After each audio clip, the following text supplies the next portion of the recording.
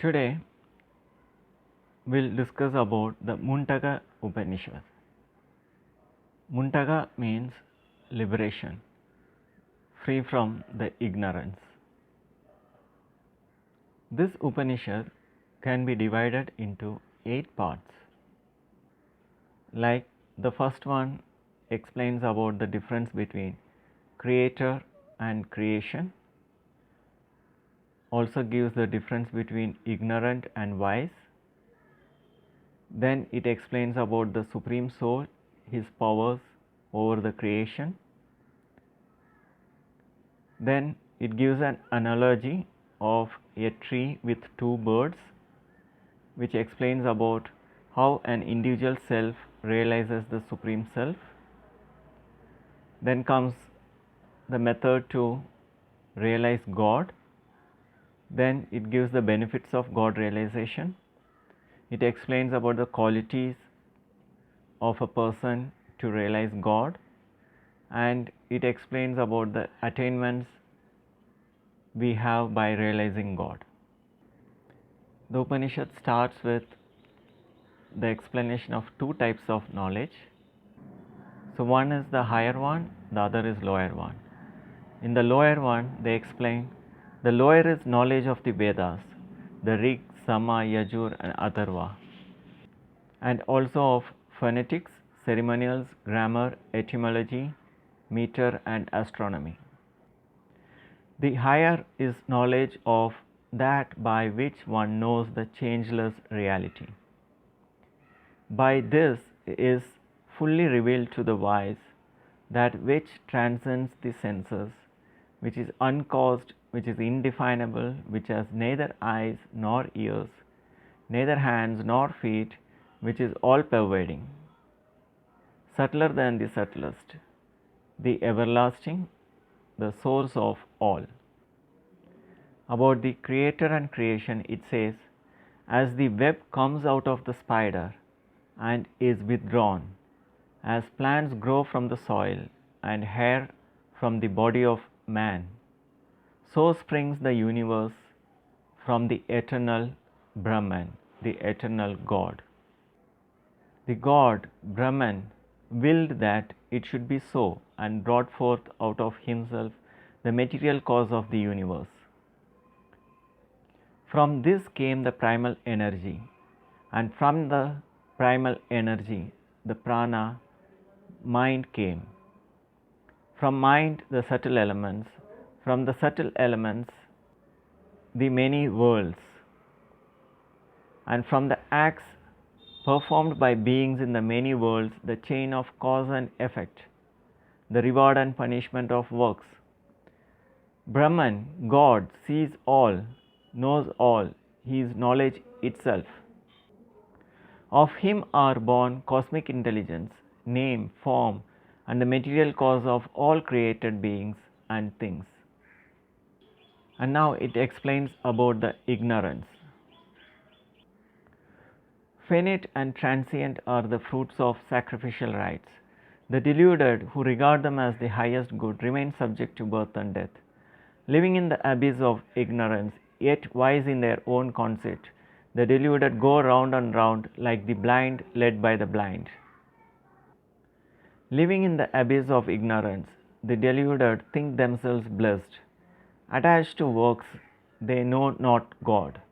Works lead them only to heaven, whence to their sorrow, their rewards quickly exhausted, they are flung back to earth. Considering religion to the observance of rituals and performance of acts of charity, the deluded remain ignorant of the highest good.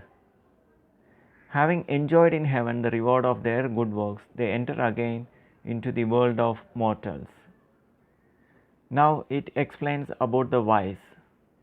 The wise, self-controlled and tranquil souls who are contented in spirit and who practice austerity and meditation in solitude and silence are freed from all impurity and attain by the path of liberation to the immortal, the truly existing, the changeless self.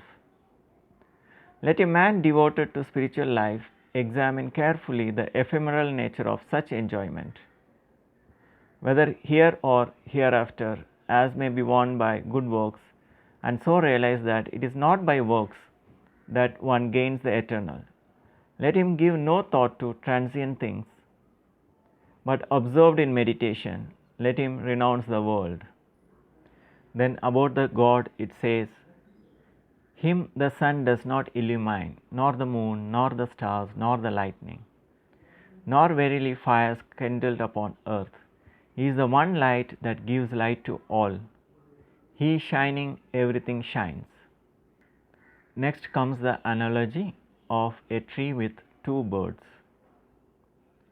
Like two birds of golden plumage, inseparable companions, the individual self and the immortal self are perched on the branches of the self-same tree.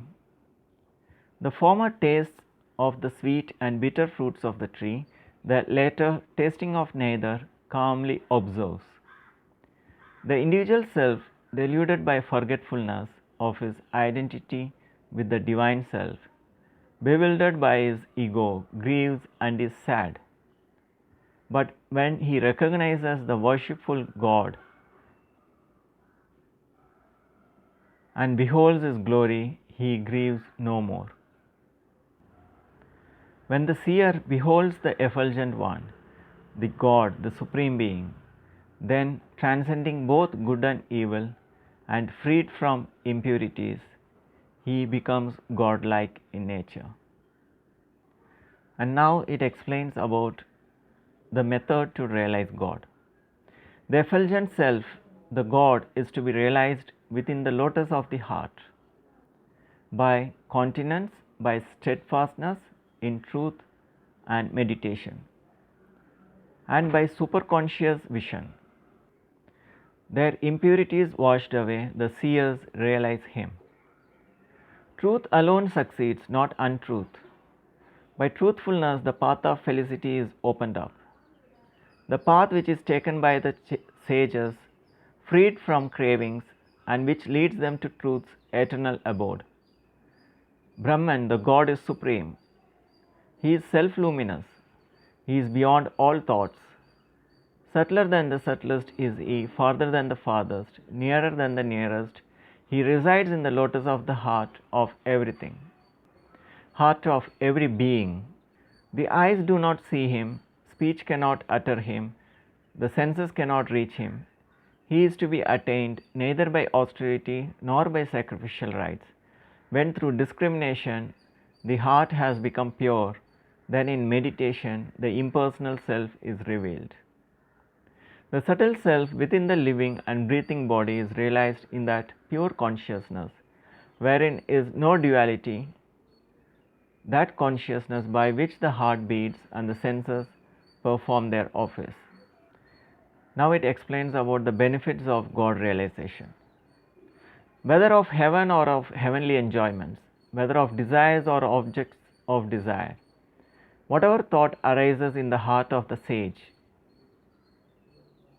is fulfilled. Therefore, let him who seeks his own good revere and worship the God. The sage, the wise, knows Brahman, the Supreme Soul, the support of all, the pure effulgent being in whom is contained the universe. He who, brooding upon sense objects, comes to yearn for them, is born here and there, again and again, driven by his desire. But he who has realized the self and thus satisfied all hunger attains to liberation even in this life. How the God can be realized? What are the qualities required? It is explained now. The self is not to be known through study of the scriptures, nor through subtlety of the intellect, nor through much learning, but by him who longs for him is he known. Verily unto him does the God reveal his true being. The God is not to be known by the work, or by the weak, nor by the thoughtless, nor by those who do not rightly meditate. but by the rightly meditative, the thoughtful, and the strong, he is fully known. Those who work as a trustee, by them he is fully known. So now, after attaining God, what do you attain? What are the attainments you have by realizing the God? It explains, having known the self, the wise ones are filled with joy. Blessed are they, tranquil of mind, free from passion, realizing the all pervading, the ever existing, the all conscious God, deeply observed in contemplation of his being, they enter, they understand him, the God of all. Having fully ascertained and realized the truth of Vedanta, having established themselves in purity of conduct by following the yoga of renunciation, these great ones attain to immortality in this very life, and when their bodies fall away from them at death, they attain to liberation. And it says, he who knows God becomes godlike. No one ignorant of God is ever born in his family.